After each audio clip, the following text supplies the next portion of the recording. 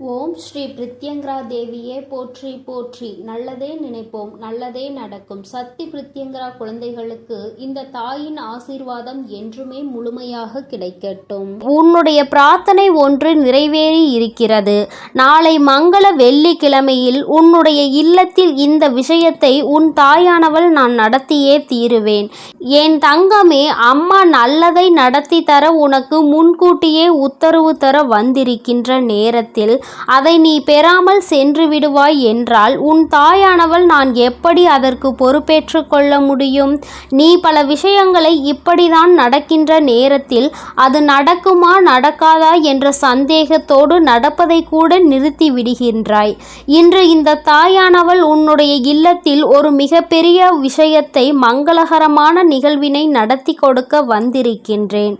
என் தங்கமே, நாளை மங்களகரமான நிகழ்வு ஒன்று நடக்கும். இல்லை என்றால் மங்களகரமான நிகழ்வு ஒன்று நடப்பதற்கான அத்தனை அறிகுறிகளும் உன் கண்முன்னே தோன்றும்.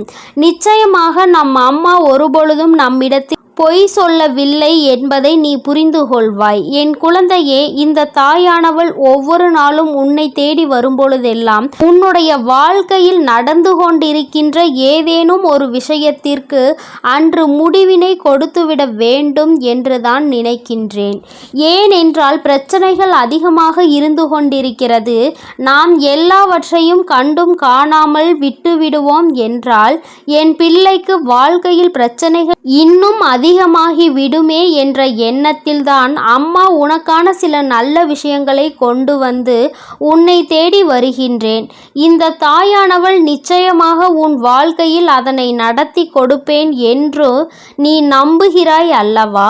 உன்னுடைய நம்பிக்கையை இந்த தாயானவள் நிச்சயமாக நான் காப்பாற்றி கொடுப்பேன் என்பதில் எந்த ஒரு மாற்று கருத்துமே கிடையாது. என் தங்கமே, நிச்சயமாக உன்னுடைய வாழ்க்கை உனக்கு கொடுத்திருக்கின்ற பல நல்ல விஷயங்களை இனி நீ கொஞ்சம் கொஞ்சமாக காணப்போகிறாய். உன்னுடைய கண்களுக்கு இனி நல்லது மட்டுமே தெரிய போகிறது. கெட்ட விஷயங்கள் எல்லாவற்றையுமே என் பிள்ளை உன்னுடைய வாழ்க்கையில் இருந்து நீ ஒதுக்கி வைக்க வேண்டும். என் தங்கமே, இன்று அம்மா சொல்கின்ற ஒரு விஷயத்தை நீ தெளிவாக புரிந்துகொள். என் தங்கமே, மனதிற்குள் தேவையில்லாத ஒரு விஷயம் ஓடிக்கொண்டே இருக்கிறது. என் நேரமும் அந்த விஷயம் உன்னை போட்டு குழப்பிக்கொண்டே இருக்கிறது. இதற்கெல்லாம் காரணம் யார் தெரியுமா? யார் இந்த விஷயத்தை உன்னிடம் சொன்னார்களோ அவர்கள்தான். ஏனென்றால் அவர்களின் எண்ணம் உன்னை குழப்பதானே செய்ய முடியும். நீ எந்த ஒரு முடிவையும் சரியாக எடுத்துவிடக் கூடாது.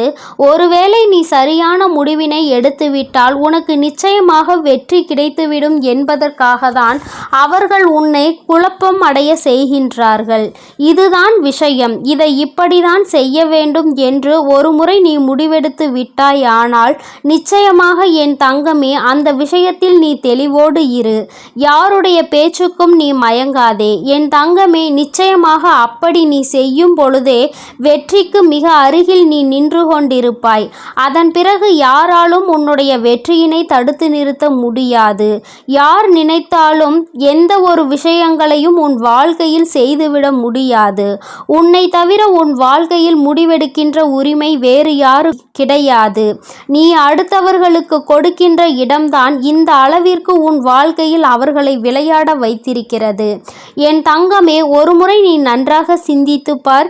என் பிள்ளையே, உனக்கு எத்தனையோ விதத்தில் உதவி செய்தவர்களாக இருந்தாலும் சரி, எத்தனையோ முறை உன்னுடைய கஷ்டங்களை பகிர்ந்து கொண்டாலும் சரி, உன்னுடைய இல்லத்தில் ஒரு பிரச்சனை நடக்கிறது என்றால் முதலில் அதை அவர்கள்தான் வேடிக்கை பார்க்க நினைக்கின்றார்கள். என் தங்கமே, இப்படி வேடிக்கை பார்க்கின்றவர்களுக்கு அந்த நேரத்தில் ஒரு சந்தோஷம் கிடைத்து விடுகிறது. அந்த சந்தோஷத்தை அவர்கள் அனுபவித்து விட்ட பிறகுதான் உனக்கு ஆறுதல் சொல்வார்கள். இப்படி ஒரு பிரச்சனை நடந்திருக்க கூடாது, இல்லையெனில் அந்த பிரச்சனைகள் நடக்கும் பொழுது அதனை தடுத்து நிறுத்தி இருக்க வேண்டும் அல்லவா? அப்படி இல்லாத பட்சத்தில் உடன் இருந்து வேடிக்கை பார்த்துவிட்டு அதன் பிறகு ஆறுதல் சொல்வது போல இங்கே நடிப்பது பலனற்றது என்பதை முதலில் நீ புரிந்து கொள்ள வேண்டும்.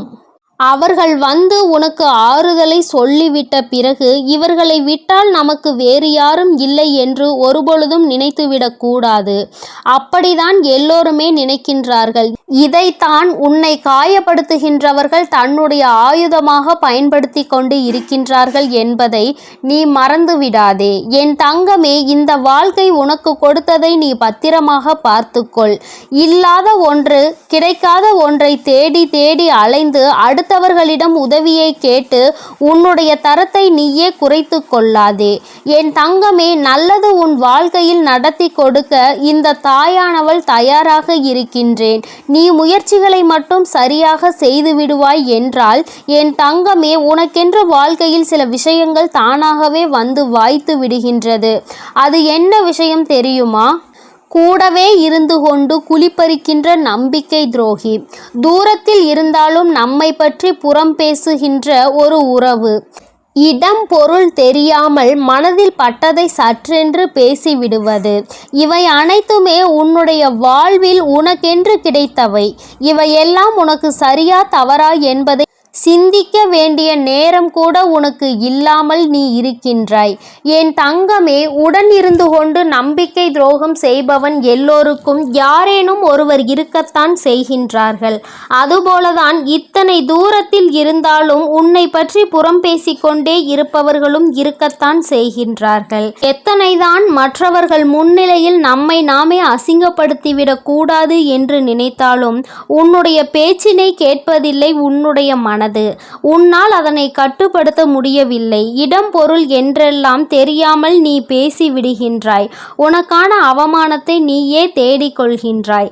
என் தங்கமே, யாரையுமே எளிதாக புறக்கணித்து விடக்கூடாது. அது உனக்கு கிடைத்த நல்ல நண்பனை கூட எதிரியாக்கிவிடும். யாரையும் அலட்சியப்படுத்தக்கூடாது. அது உண்மையான அன்பினை கொன்றுவிடும். யாரையும் அவமானப்படுத்திவிடக் கூடாது. அது உயிரையே அழித்துவிடும். தவறு என்ற ஒன்று உன் கண்முன்னால் நடக்கிறது என்றால் அதை நீ உரைக்க சொல்ல வேண்டும். அன்பாக அந்த விஷயங்களை நீ புரிய வைக்க வேண்டும். என் தங்கமே, நேர்மையாக இருந்து மகிழ்ச்சியான வாழ்க்கையை வாழ வேண்டும். என் தங்கமே, மற்றவர்களுக்கு தீமை விளைவிக்கின்ற ஒரு சூழ்நிலை உன் வாழ்க்கையில் வருகிறது என்றால் அந்த நேரத்தில் நீ நினைவில் கொள்ள வேண்டியது உனக்கான நாளைய துன்பத்தை தான் நீ இன்று விதைத்து கொண்டிருக்கிறாய் என்று. என் தங்கமே, இந்த நாளை நீ உன் வாழ்க்கையில் என்றுமே மறக்கக்கூடாது. இந்த வாழ்க்கையில் உனக்கு நிறைய விஷயங்கள் தாராளமாக கிடைத்திருக்கிறது. நல்ல நட்பு உனக்கு கிடைத்திருக்கிறது. நல்ல உறவுகள் உனக்கு கிடைத்திருக்கின்றது. அவையெல்லாம் நீண்ட நாட்கள் உன்னிடத்தில் தங்குவதில்லை. அப்படியானால் உன்னிடத்தில் ஏதேனும் தவறு இருக்கின்றதா என்பதை நீ புரிந்து கொள்ள வேண்டும். என் தங்கமே, நிச்சயமாக உன்னுடைய வாழ்க்கையில் சில நல்ல விஷயங்களை நீ இனிமேல் செய்ய போகிறாய்.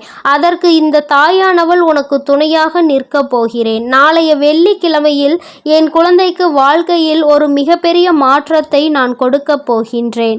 என் தங்கமே, நீ நினைத்ததை விடவும் அற்புதங்கள் எல்லாம் உன் வாழ்க்கையில் நடக்கப் போகிறது.